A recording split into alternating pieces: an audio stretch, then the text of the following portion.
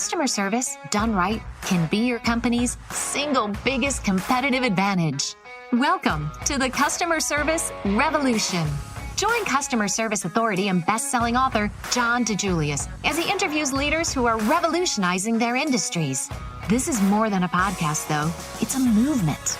The Customer Service Revolution is a radical overthrow of conventional business mentality designed to transform what customers and employees experience. If you're a revolutionary customer service leader who's ready to stop competing on price and obsessed with building a brand that people cannot live without, this podcast is for you.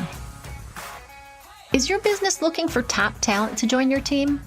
What if instead the cream of the crop was looking for you? The best employees look for the best employers, the ones who can provide an experience that they want to be a part of. The challenge is, managing an employee experience like that can be complicated.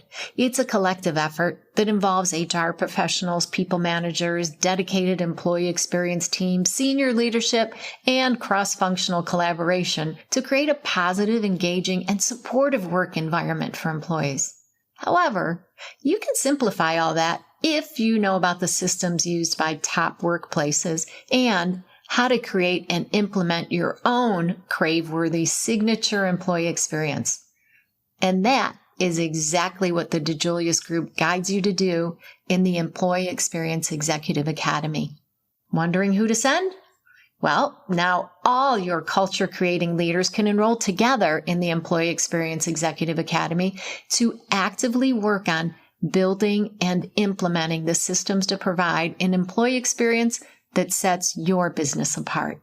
Contact Claudia at the DiJulius Group to find out about special team pricing when enrolling multiple students. See you in class. Welcome to the Customer Experience Revolution podcast with John DiJulius. As a business owner or manager, how often do you contemplate the legacy you're leaving behind? In this episode, John is joined by his co-author of The Employee Experience Revolution, Dave Murray. John and Dave devoted a full chapter in their latest bestseller to leaving a leadership legacy, and today they're discussing some of the biggest highlights, like how your vision needs to be your wildest dream of the impact your organization can have on the world. They also dig into how to motivate the motivators, how to lead in a crisis, and how leadership is all about energy. The energy givers and the energy suckers. Listen in and discover what it takes to be a revolutionary leader. Welcome, revolutionaries, and the Employee Experience Revolution. How we define that is great companies help people live extraordinary lives. Their leaders inspire employees to build lives of meaning and purpose. We are on the last chapter, leaving a leadership legacy. You know, one of the things that my personal mission is to live an extraordinary life so countless others do.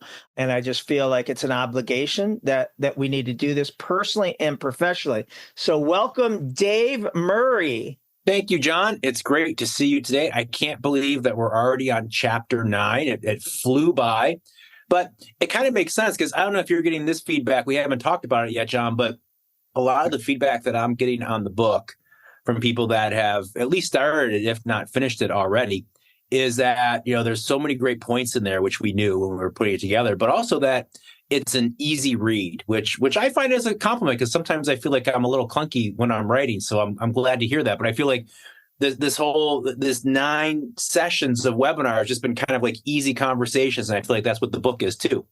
Yeah. And I know I've been guilty in the past of geeking out when I'm writing and stuff that, you know, a nerd, a CX nerd or an EX nerd would enjoy, but maybe not the general public. So I think we did a much better job. All right. Who are you not to be great? Who are you to be ordinary? Who are you to deny greatness? If you would deny it to yourself, you would deny it to the entire world.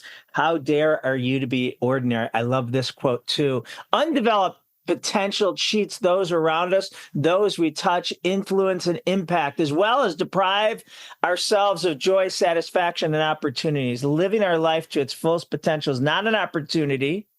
It's our responsibility. It's an obligation to be the best version of ourselves we possibly can be every day, not just for us and how our life will benefit, but also for the people depending on us, our spouse, our children, friends, employees, coworkers, customers, and our community. I love that.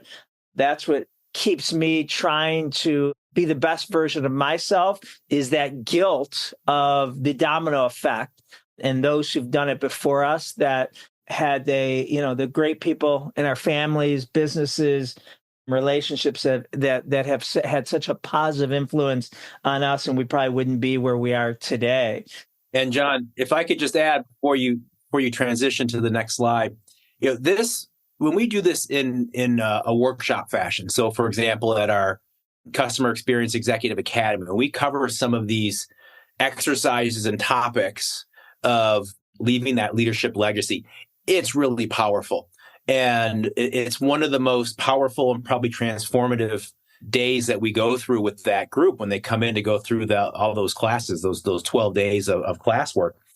And I think one of the things that makes it so powerful is captured in this quote, that this isn't just work, right? It's also your family life. And that will be a theme of what we talk about today. It will come up a few times, but it's really your whole self. It's not just your work self. It's putting your whole self into everything you do. So it's really, really powerful.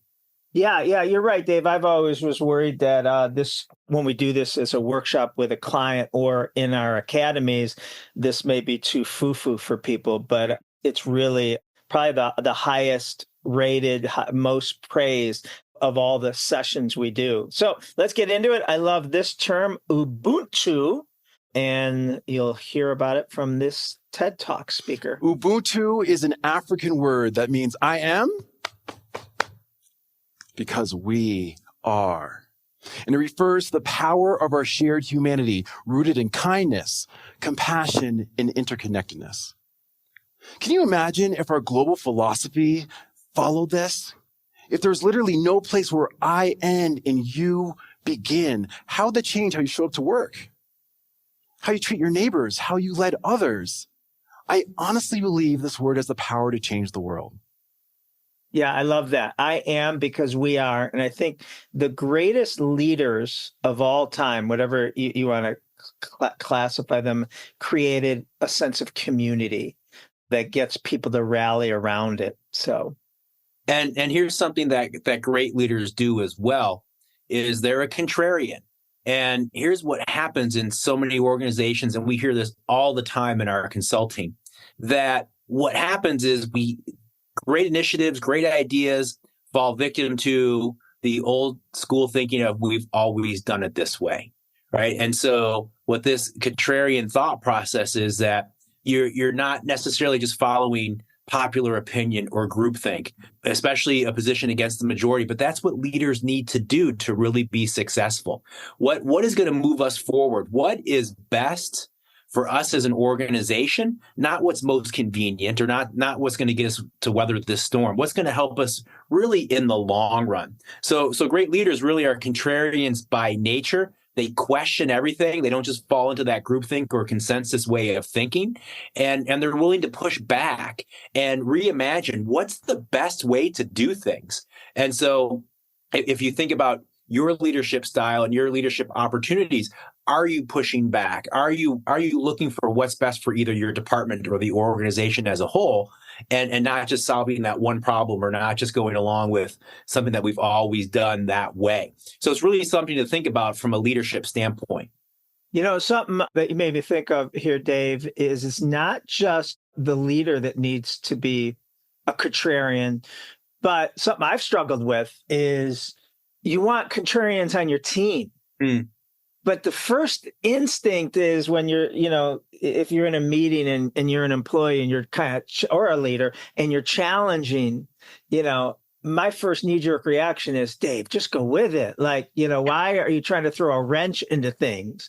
And that's, really dangerous. We need contrarians on our team. We need people pushing back and playing devil's advocate. One of the scariest things is if I come up with an idea and the whole room agrees with me. That is almost a sign that there's something wrong with that.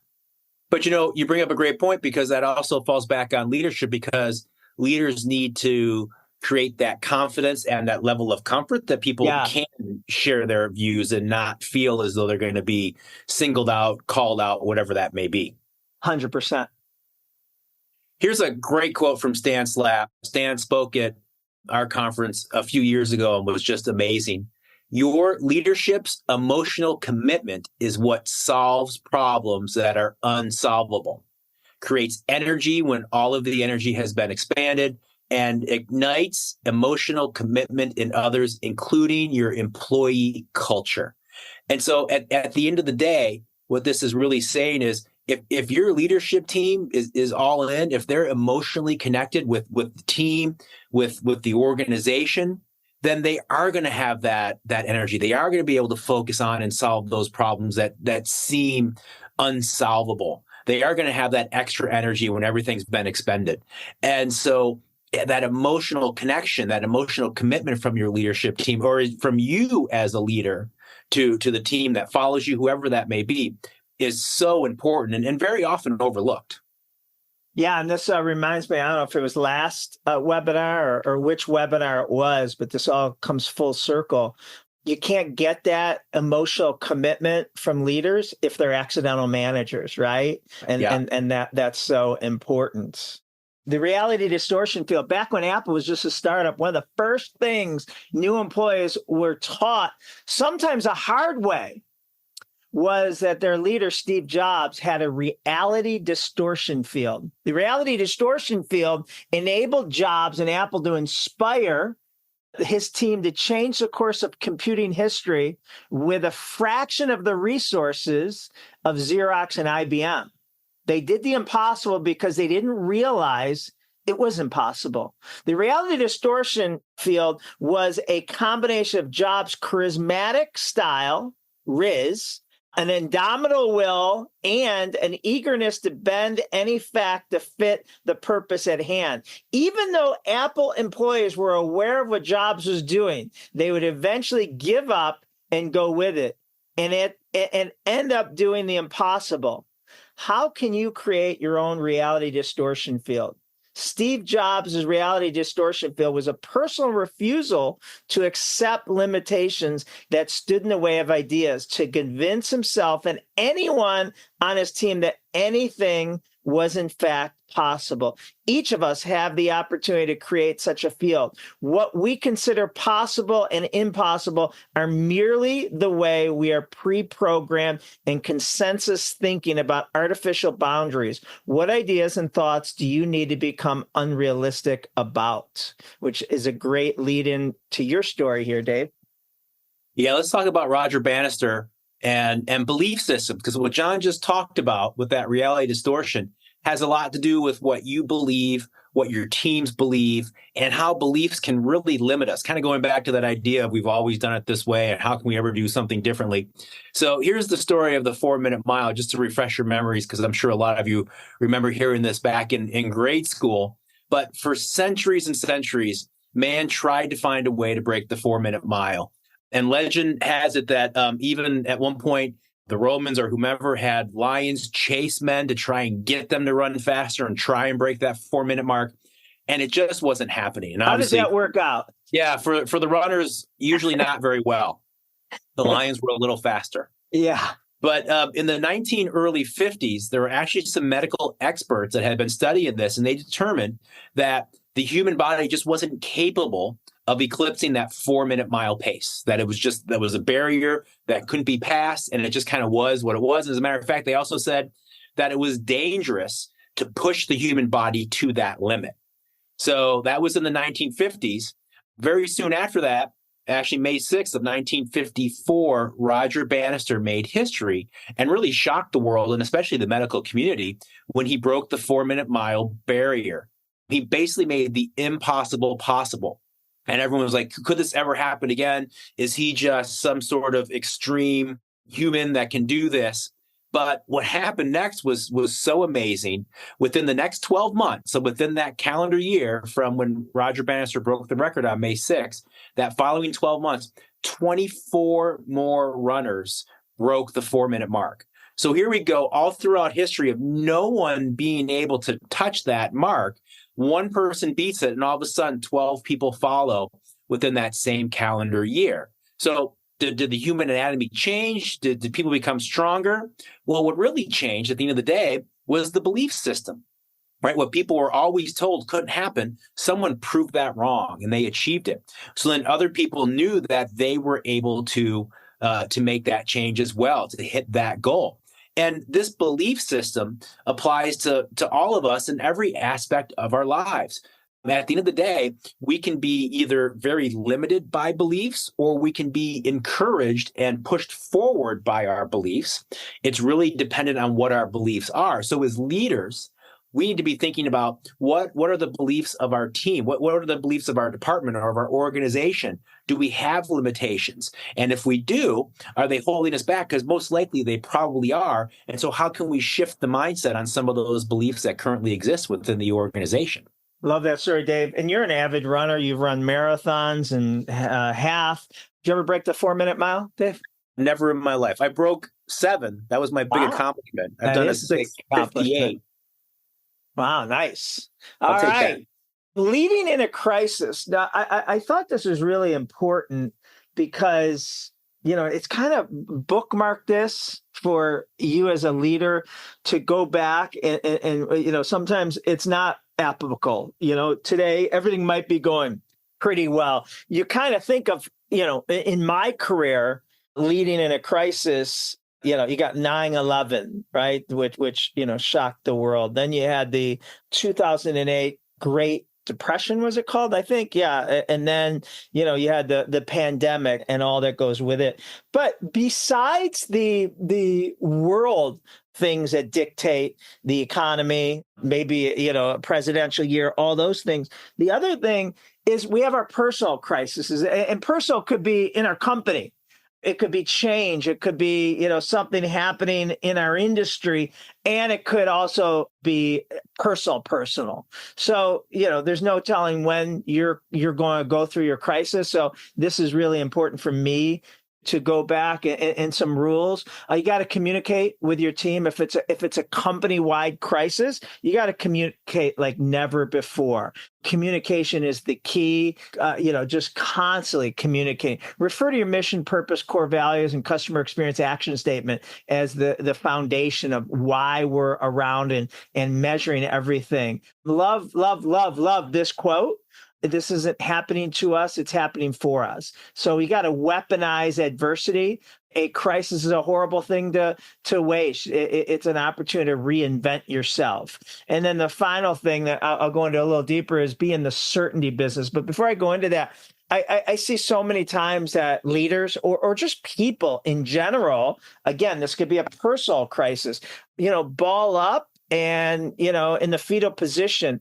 And listen, if you're not an accidental manager, if you chose to go into leadership, if you chose to be an entrepreneur, I think if you chose to be a parent, you didn't do it because you always thought it was going to be great times. You wanted to be that person, that leader, that whoever, that when shit hits the fan, you're the one that is the calm, voice that steers your community out of those troubled waters. So, number one cause of anxiety is uncertainty. And today it's all about uncertainty, a world racked by, economic instability, political divide, racial unrest. Uncertainty causes anxiety. People would rather know bad news than worry about what could happen. In fact, a study conducted that showed people prefer the option of getting an electric shock now than the possibility of happening it later. So that's crazy. Uncertainty causes paralysis. Uncertainty causes people to be on edge, react irrationally, and struggle emotionally. Those people are employees, customers, family, and even ourselves. So be in the certainty business. Over communicate with your team, with your family during times of uncertainty. So I love this quote, and we have to remember this as leaders.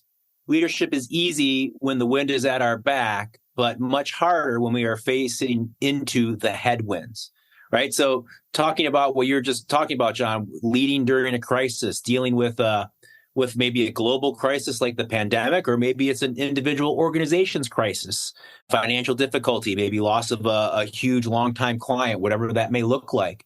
But that's when leadership really has to kick in. And that's when it's difficult, right? It's easier to be a leader when times are great and sales are up and everyone's happy, everyone's thriving. But what does it look like when you're really starting to face some adversity? And on this next slide, it's such a great reminder that tough times don't build character, they reveal it. So your character is already there, but going through that adversity, going through that tough times is really going to reveal what type of person you are, what type of leader you are, whether it's you as a leader or maybe someone on your team. And this quote reminds me, John, a lot of the interview practice of Walt Bettinger from Charles Schwab when he's interviewing a high-level executive to potentially join their team. And we talked about this in a previous session. He likes to take him out to a breakfast, and he purposely gets there early. He goes to the same restaurant every time, and he's in cahoots with the server, and he makes sure the server knows to screw up whatever that order is. So whatever the person orders, come out with something completely different, because he wants to gauge their reaction. If they're going to be a potential senior leader in the organization, he wants to see how they handle that adversity, what comes out in their character. Do they disparage the server?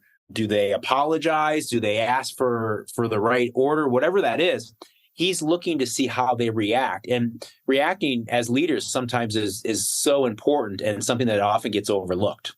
And this quote from Billie Jean King on leadership, I love: pressure is a privilege, and it only comes to those who earn it. Right? When you're a leader, that pressure does fall on you. You have to own it, whether it's your team's success, team's failure, whatever that is across your department or across your organization.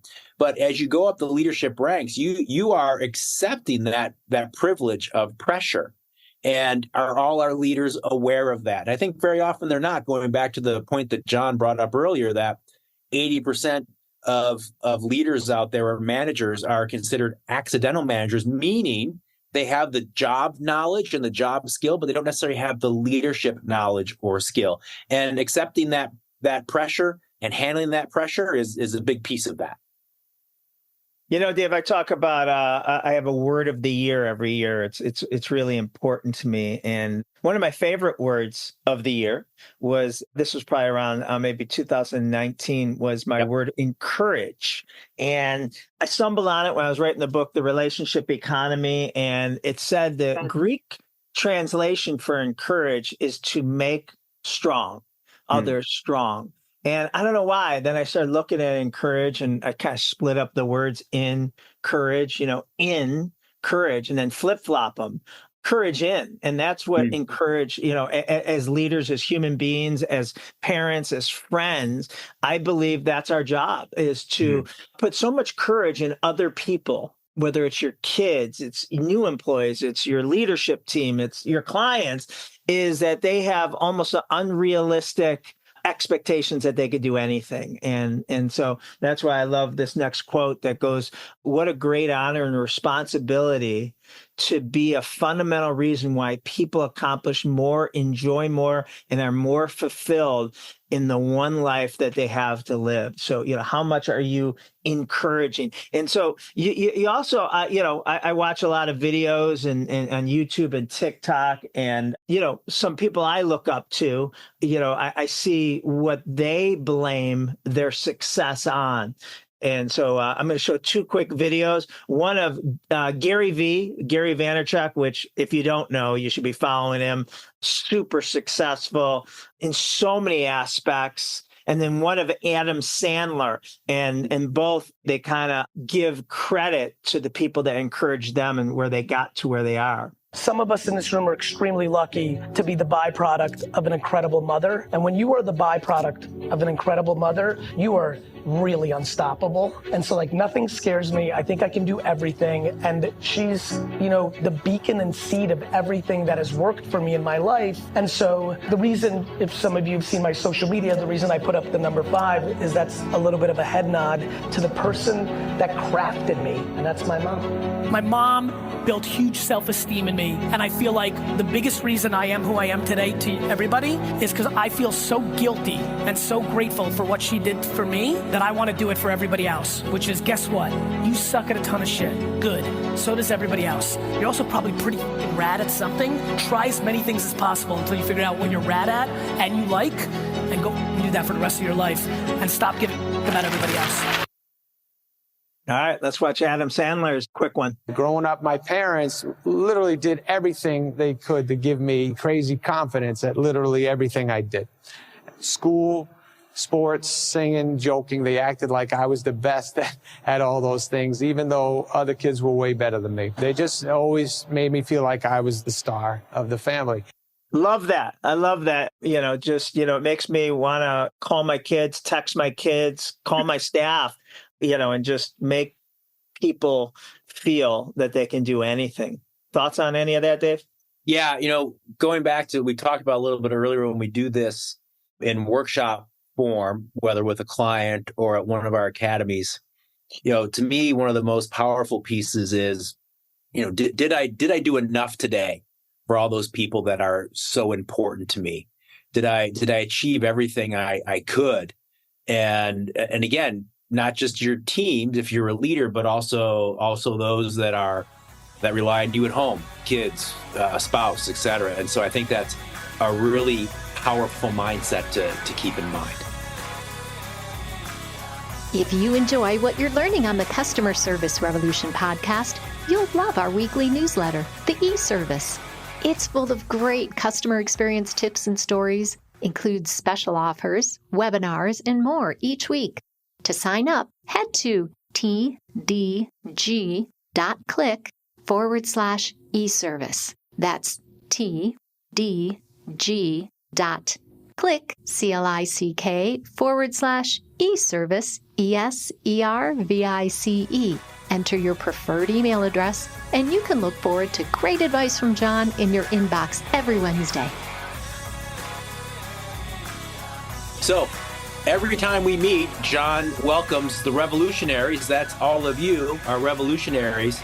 But we want to remind you, especially as a leader, you are a revolutionary if and only if you are fascinated with the future, restless for change, impatient for progress, and deeply dissatisfied with the status quo. Talks a lot about the contrarian that we talked about earlier and moving away from the we've always done it this way. So a leader really needs to challenge the organization, challenge their teams to be thinking differently. As a revolutionary, you are never satisfied with the present because in your head, you can see a better future, and the friction between what is and what could be burns you, stirs you, and propels you forward. I know that describes a lot of people that are listening to us right now. It describes you, Dave. All right, I want to end this, and we'll take questions and have conversations with this. Who wants to be a billionaire, right? I mean, I think, a lot of us do. Well, there's a new definition by Pete Dull Camara, and it goes, someone who positively affects the lives of 1 billion people. I love that. Each of us absolutely have the ability to be a billionaire. Most of us probably don't come in contact with 1 billion people in our lifetime directly. However, through the hundreds of thousands of people we do encounter, family, friends, employees, coworkers, clients, and even strangers, we can practice being kind, genuine, and present. Encourage to put courage in, to make others strong. The ripple effect from those positive interactions can positively impact 1 billion people. Pete Del Camara says it's in times we create businesses with purpose, businesses that drive humanity-centric innovations.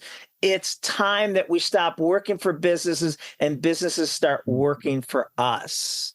So, wrap up the book, The Employee Experience Revolution, creating companies that help people live extraordinary lives. Their leaders inspire employees to build lives of meaning and purpose. And not only their leaders inspire employees, they inspire themselves That's really important. So that wraps us up. I'm going to bring Lindsay back to take questions and facilitate. Let's talk about anything. We could talk about life balance, whatever. And I want to mention here that if you want to get your book, this book for your leaders, we are offering 50% off a case of books. And coming up this fall is the new Employee Experience Academy. It's a great leadership academy, similar to our Customer Experience Academy, that will go through each one of these chapters for a year long, coming to beautiful Cleveland, Ohio, for 3 days every quarter. And we still have our webinar series, which is taking August off, because there's so many vacations and people getting kids back to school. But we will be back on September 12th, and it will continue all the way through to the holidays. So I'm going to throw it back to Lindsay. All right. So Victor said, today we are making time for greatness, investing and learning in our growth, and thanked both of you for presenting. And then Kevin gave us a good recommendation. So he said, Upheaval, How Nations Cope with Crisis and Change by Jared Diamond is a great read.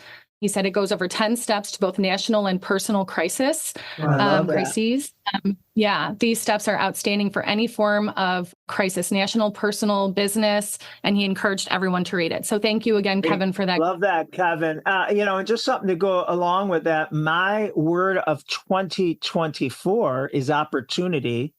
And it's not necessarily the way you may think of, where's more opportunity for money and revenue stream and whatever. It's opportunity of seeing the opportunity in a crisis, right? And finding the opportunity. And it could go anyway. It could be, that my kids are having a meltdown, or, all right, what's the opportunity there? What's the lesson that could be learned to reduce this from happening again? All right. So first question, Victor wants to know, what was your biggest surprise finding during your research for the book? Dave. So I would have to say, we actually touched on it a couple of times in today's webinar. I would have to say the biggest surprise to me was that statistic on accidental managers. I knew accidental managers was a thing, and I knew it was out there. But the fact that it's over 80% now, and just something to share in case, if you weren't on one of our previous webinars when we talked about this, before COVID, the accidental manager percentage was about 63%. So it grew from 63% to 80%, really from that small stretch of 2020, 2021, where organizations were, throwing promotions, people just trying to keep people when staffing was an issue, et cetera. So it's always been a problem. I didn't realize it had become such a large problem in corporations today.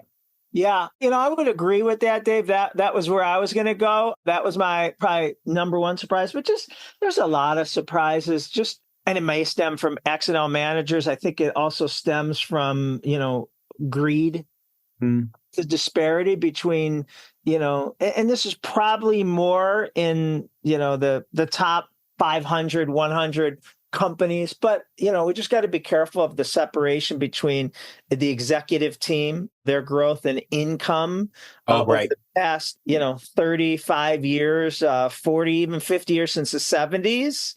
I think Jack Welch's, who is the god in the 80s and 90s, the CEO of GE, was just all about bottom line profit, raising the stock price. Milton Friedman said, the stockholder theory is the number one priority of a company is to increase the value of the stockholders. And I think that got real, I think it should be replaced with shareholder, which is all the people, all the stakeholders, not shareholders, stakeholders, which is our employees, our community, our clients, our team members, each other. And so I just think it's really gotten out of whack. And, God bless the younger generation. As much as we want to grit our teeth, they're kind of giving us a wake up call to all of that. All right. Here's a good question. It made me think of your Johnny National story, John. So let me know if you get the same vibe. But Katie asked or mentioned, I love the idea of instilling confidence in our kids and employees like Adam Sandler, but can you do that too much Won't people be disappointed when they can't do everything or have a distorted view of reality? Yeah, that's a tough question. And I know we're coming off and it's what gets blamed on the younger generation that they grew up in, right? The area of everyone got a participation trophy. Right. But I do believe that we got to, really fuel ourselves, everyone in our world with that they can do everything. It doesn't mean we don't have honest conversation. We don't say, hey, Johnny or Dave or Lindsay or whoever, that I know your goal is to be here before anyone else has ever been there or whatever it is. But you can't complain about the results you didn't get for the work you didn't do, right? Mm-hmm. So as long as they're realistic and whether it's professional on your team or at home, what's your goal? Great. Do you understand what it's going to take to get there? You're going to have to out hustle, which is, that word has been canceled today. I still love it. And so, and it will give you all the resources in the world to get there. Just, you got to be realistic about it. It's going to be a lot more work than you ever thought. Something I always go back to is everything I've ever gotten myself involved in. I don't know if anyone else can attest to this.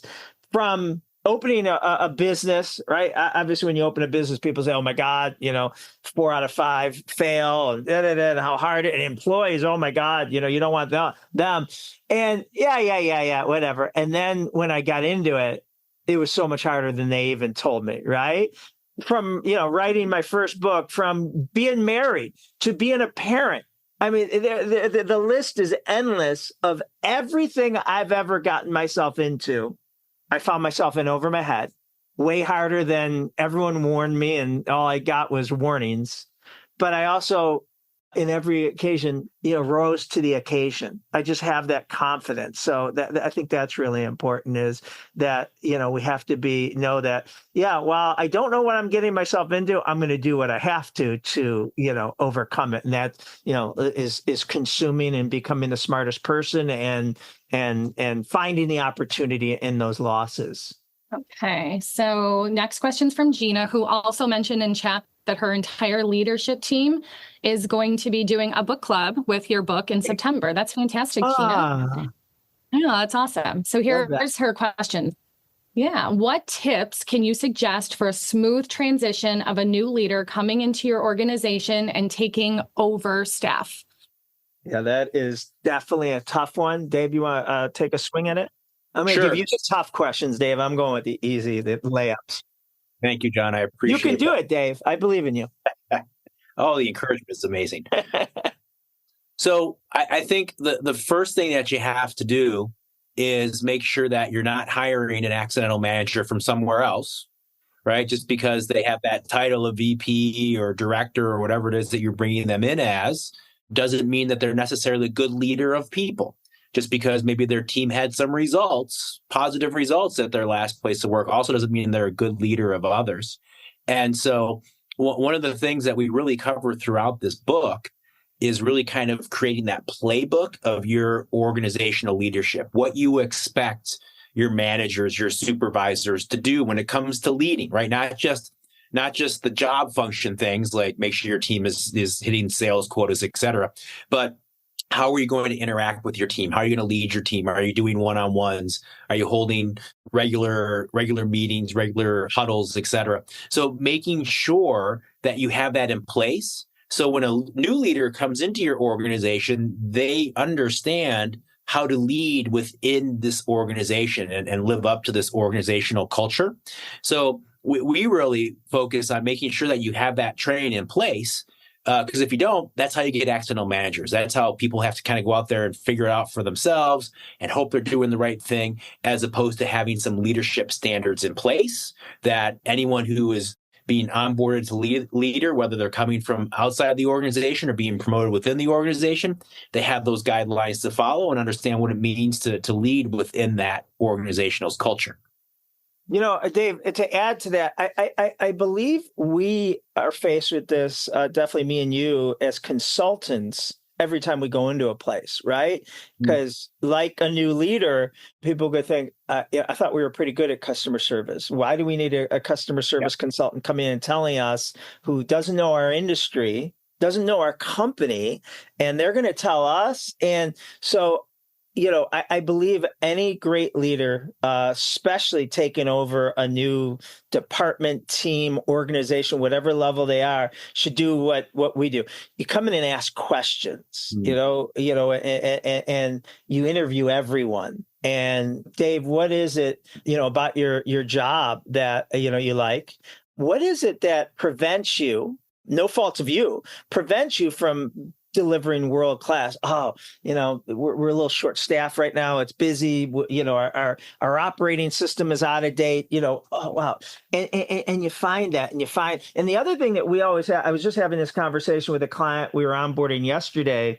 And the two biggest things that we always have to find is it's all about legacy, right? And so there's legacy things that are written in stone that you never go against. That's been since the founder, whether the founder's still around, that Walt Disney himself preached.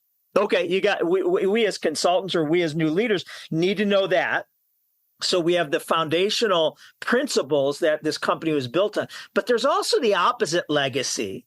Things that were a flop, things that were left a bad taste in everyone's mouth that you don't want to bring up or so and so it's good to know that. But I really think when anyone finds that the leader is curious, wants your input, endorses your input, says, hey, I had a great conversation with Dave and Lindsay, and they brought up that, this. And so I think that's something we need to, but they also brought up this, and I never want to change that. That's something really good. I think, that discovery should always be the first thing a great leader does. Perfect. All right. It looks like we have one more from Kristen. She asked, how do you balance being genuine about current circumstances, the bad stuff, with encouragement to overcome? Do you find value in acknowledging the tough stuff? Yeah, 100%, Kristen. I think you have to be transparent. And that's what I meant. Be in the uncertainty business. People would rather have bad news than not know. That's why in that one study that we talk about in the book, they brought, 50, 100 people in an auditorium, and they were paid, but they didn't know what they were there for. And they said, all right, in the next 45 minutes, half of you are going to get an electric shock. You got two choices. One, roll the dice and see if you're the lucky 50% that doesn't get the electric shock, or you can opt in right now, get the electric shock right now and get it out of the way. And close to 80% of the people took the electric shock because they'd rather have bad than not know when and if it's coming. And so yeah, I believe that we have to be totally transparent. I believe there is, because people will rally around, now we have a common enemy, and we have to, something that I learned back in the pandemic, and I forget who I learned this from, but I copied this with our teams, is everyone was so scared. And the pandemic, the biggest challenge with the pandemic was there was no, just wait 3 months and in fall, it'll be over. Oh, we'll be back to normal. We had no idea almost for 18 months of is life ever returning to how we know it. And that caused a lot of anxiety. So I remember hearing someone, saying this. And so I did it with you guys, and John Robert Spa and all our companies was saying, listen, let's pick a date at the end of the year. Let's make reservations right now at the best restaurant, because we're going to be celebrating in 6 or 8 months, and showing the finish line and what a victory looks like for us as a company, and that making your team realize that they are in the best place they could be with the right leadership behind them, versus, the unknown. Dave, anything to add to that?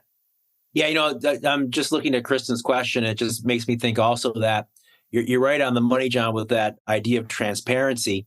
And my thought is, starting this can be very, very difficult if you're currently in a culture that isn't transparent, right? If your team members aren't hearing the bad stuff or aren't aware, and aren't being coached in the moment and necessary. Maybe we have some leaders that are afraid of difficult conversations or kind of kick the can down the road, whatever that looks like. So it can be a little difficult to get that going. But once you have that open communication, whether it's happening in huddles with the entire team or happening in one-on-one meetings, once you establish that open communication, then it's much easier from there. But it can be difficult to start. So know that going into it, if you're currently not having those difficult conversations, it could be a pretty difficult jumping off point. But once you get through it, you'll be in great shape. And, one more thing to question, it's really good here, is I have found that, I thought I was being transparent and I wasn't enough. And then people don't want to get blindsided with bad news. You got to prepare them, but just as important, you got to show them what victory looks like so they have a tangible thing to work towards instead of just the unknown. We have no idea what's going on. So great question, Kristen. Great question from everyone. Need help getting brilliant at the basics? Contact Claudia at theDiJuliusGroup.com and find out how the team of consultants at the DiJulius Group can help you get there.